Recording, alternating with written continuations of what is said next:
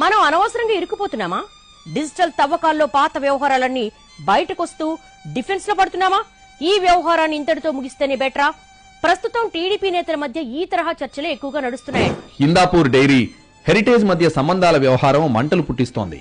ఈ దశలో టీడీపీ వర్గాల్లో కొత్తగా అంతర్మదనం మొదలైందట.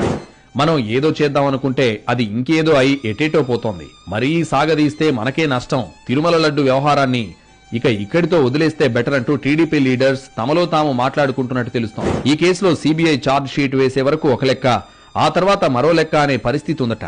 వచ్చిన రిపోర్ట్స్ లో జంతువుల కొవ్వు అవశేషాలు లేవని చెప్పడం జనసేన, బీజేపీ కొంత వెనక్కి తగ్గినట్టు అంచనా వేస్తున్నాయి రాజకీయ వర్గాలు. తిరుమల లడ్డు అంశంలో తాము ముందుకు వెళ్లే కొద్దీ అటు వైసీపీ కూడా పాత విషయాలను తవ్వితీస్తోందని, దీంతో ఇప్పటిదాకా వచ్చిన మైలేజ్ పోయే ముప్పు ఉందని పార్టీ నాయకులు చర్చించుకుంటున్నట్టు తెలుస్తోంది. పాత విషయాలు అనవసరంగా బయటకొస్తే లేనిపోని తలనొప్పులు పెరుగుతాయని భావిస్తున్నారు టీడీపీ లీడర్స్.